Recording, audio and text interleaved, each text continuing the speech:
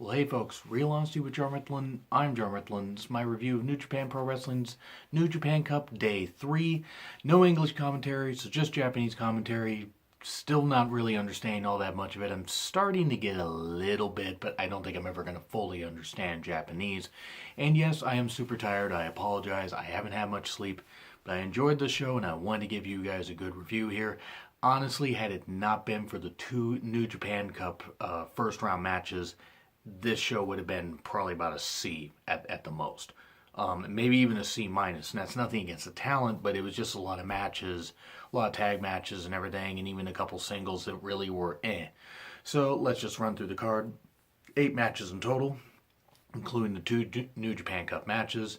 You had, and I remember the name of the young lion. I had to look online, but it started off with a couple young lions. Yagi and Narita versus Yugi Nagata and Oka. Oka's still pretty over, and he even got the win. He even got the win here, and I thought that was pretty cool. I think Yugi Nagata is perfect to help bring these young lions along, and I'm sure there are a lot of veterans that are helping them, but Nagata is perfect as a ring general here, and perfect role for him. Still a world-class athlete, even at his age. And just great. So it was a decent enough tag match. It was a fine opener. Not anything great. And then we get to a match that's it was Shota, another young lion, versus El Desperado, one half of the IWGP Junior Heavyweight Tag Team Champions. And Shota got in a few good moves, including a really good armbar. In fact, El Desperado was even holding his elbow like he was legit hurt, obviously selling. But Shota ended up getting beat. Obviously, El Desperado got the win. It was an okay match. It wasn't great. It was a bit odd that they decided not to maybe have a tag match here, but I guess they didn't have enough young lions. Or maybe they felt that, maybe they feel Shota can be somebody that they can rely on from 2019 going forward. Who knows? The young lions even in the few months I've been able to watch New Japan live, these young lions are doing pretty well, so can't wait to see what else they do. And match number 3, this is an 8-man tag match. A lot of multi-man tag matches here. Takahashi, Chase Owens, Tonga Loa, and Bad Luck Fale versus Hanare, Michael Elgin. That's all I gotta say about Michael Elgin. Juice Robinson and David Finlay. Lots of talent here. It was a bit of a clusterfuck in parts, but Juice Robinson and David Finlay obviously are a great team. Some good action. Takahashi, Chase Owens, Tonga Loa, and Bad Luck Fale get the win. But I think Hanare can be a really big star. It might take till 2020. It might, even though I said it could happen in 2019. He could have a pretty good 2018.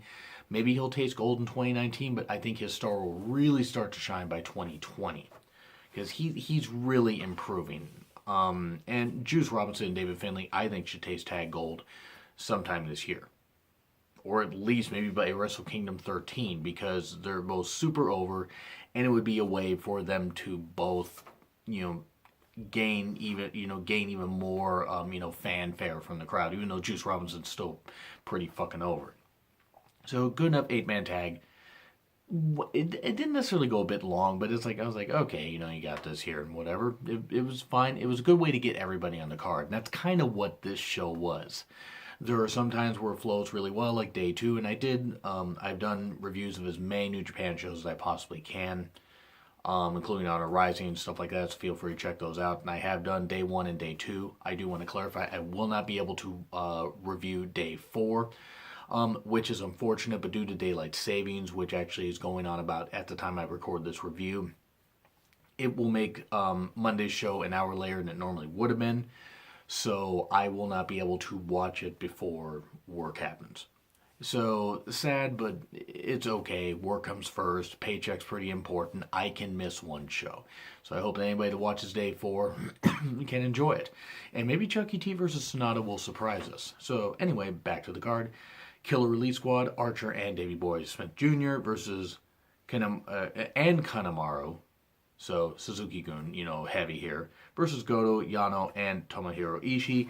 Is decent stuff. Of course, you got, heel stuff by Suzuki-gun, as is tradition. I don't know. Archer seems to be trying a little too hard with spitting the water on everybody. Like, I don't know. Maybe it's just me. I think he's a really good athlete. I don't think he needs to spit on everybody. It's part of his shtick. Cool. I think he gets a little bit overbearing, but that's cool. Good enough match though. Davey Boy Smith, clearly great heel. Ishii and Archer had some good back and forth. Goto's also really good. Yano doing the, comedy spots, even though he's a pretty good wrestler. And he goes low on Kanemaru and, hits a low blow, gets a roll up, gets the win. Cool stuff. Decent enough match for what it was. Then we go to match number 5, which this had some more comedy and also some pretty good wrestling, but it was Tachi and Iizuka versus Tanahashi and Taguchi, and I want you to guess who the comedy came from. It was clearly Tanahashi. No, it was Iizuka and Taguchi. Lots of brawling in the crowd. New Japan knows how to use chairs and use them well. Unlike Sami Callihan, he doesn't know how to use a chair. Of course, comedy. Tanahashi is just great, though. Tanahashi and Tachi added some levity here. Taguchi rather took the pin. I wrote this down a little weird, but Taguchi took the pin, as he should have. He's pretty much in the role, like almost, I want to say, of what WWE used Santino with, even though I think Taguchi's a pretty good worker. Santino was also, but it's just a way where, okay, comedy stuff, and he takes a pin. So everybody needs their comedy stuff and everything, and everybody needs their guy to take the pin, and that was his role. Tanahashi certainly really good. I can't wait to. I'm actually kind of curious if he will, and I apparently alluded to this in one of my reviews, even though I sort of didn't remember. But a friend of mine, New Patriot 77, reminded me it's possible Tanahashi could win the New Japan Cup, challenge Okada to prevent him from tying Tanahashi's record of successful IWGP title reigns in one particular reign. And that's entirely possible. I actually would be all for it.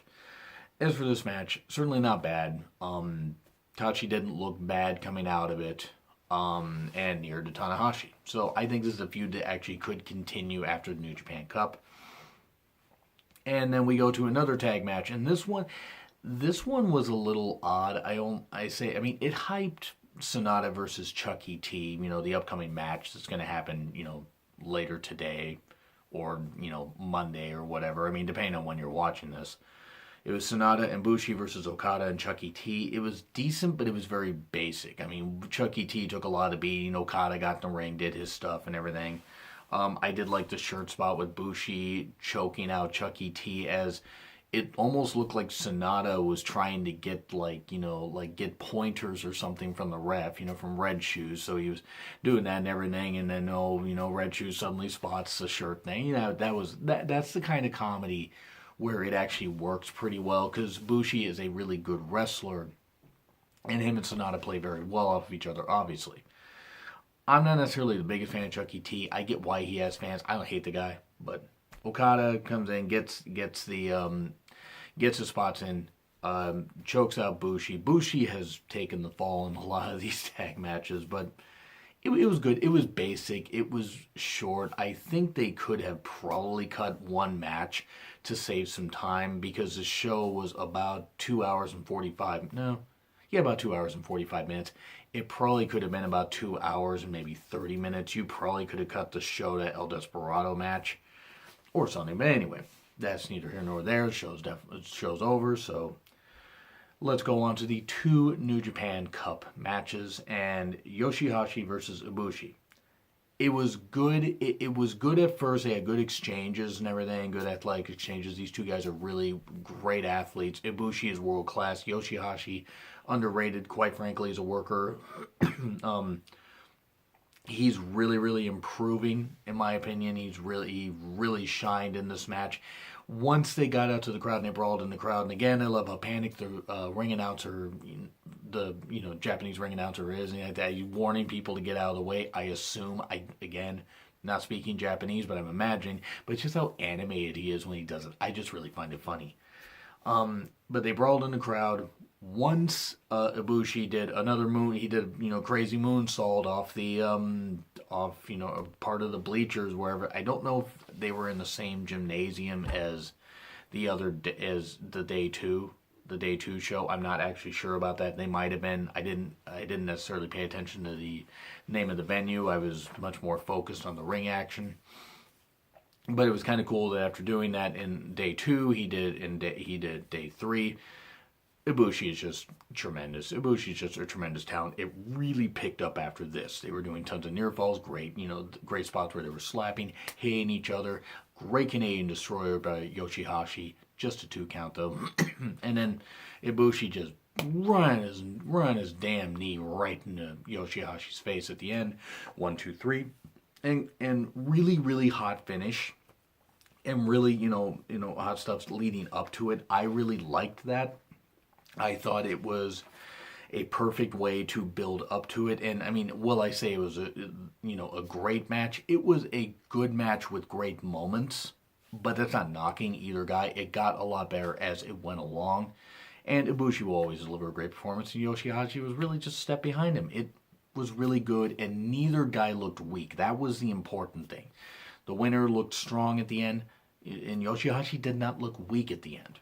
And then we go into the main event, and I was really excited for this match. And quite frankly, given they kind of crammed it for time, I don't know, or maybe it just passed by really quickly. Naito versus Zack Sabre Jr.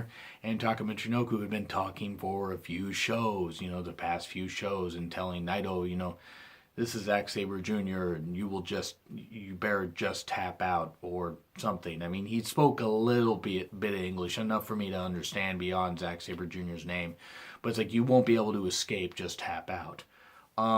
Really big fight feel here. Zack Sabre Jr., tremendous at submission wrestling. I mean, tremendous wrestler anyway, but tremendous at submission wrestling. Working on a body part, stretching a body part. That guy is just great. He's absolutely world class with how great he is. They had a great back and forth, flow to it. Naito certainly didn't look weak, during parts of this match, but Zack would just not let up on the arm, not let up on the knee. He would not let up on anything. Wouldn't let up on the ankle. He would not let up on any body part he was focused on. When he got a submission move on, he was like locking that in and everything, and not doing like that. But I mean, he was locking in. He was like not gonna let go. Unless Naito got to the ropes or somehow Naito managed to escape it. And, Zack was going to make sure that Naito gave up. And boy, I mean, Naito gave up. And that was really, quite frankly, the shocking thing about it. I figured Naito would have, passed out from the pain. Something like that. But no, he gave up and put Zack over clean. I mean, as far as I saw, there was no interference. Taka didn't interfere. I mean, it was shocking, but at the same time, I wonder what they're doing with Naito. I'm not against Zack Sabre Jr. winning. Zack Sabre Jr. versus Ibushi certainly will be a great match. And I guess I probably should have seen Zack Sabre Jr. winning when I saw that Ibushi won, but still, I kind of figured, maybe Naito will win. Still, good match. Really, really good match. I really enjoyed this one. I would say it was on par with the previous match. This had a bigger fight feel, and just the fact that it was so decisive, like it was almost never in doubt Zack Sabre Jr. was going to win looking back on it. Because Naito just couldn't counter enough of Zack Sabre Jr.'s offense. So it was really good. I was originally going to give this show, before these two New Japan Cup shows, I was actually probably going to give it about a C-. I'm going to give it a B-, because if you take these New Japan, if you take those last two matches out, it's really not a very good show. It's not a bad show, but it's just not a very good show. So I will say both those matches raise it up a full grade. I would recommend that if you're going to watch this show, I mean, not just my review, but if you're going to watch this show, just skip to the last two matches. I mean, the tag matches were fine. After the first 3 matches, they were fine. But you really won't miss anything if you just go to New Japan Cup, matches here. So anyway, what do you guys think of the show? What do you guys think of the New Japan Cup so far? You guys like it? Do you think it measures up to the previous New Japan Cups? Who do you think's going to win the whole thing? Let me know in the comments. Like, share, subscribe. Also, it's been Real Honesty with Jar Mitlin. I'm Jar Mitlin, and I will see you soon.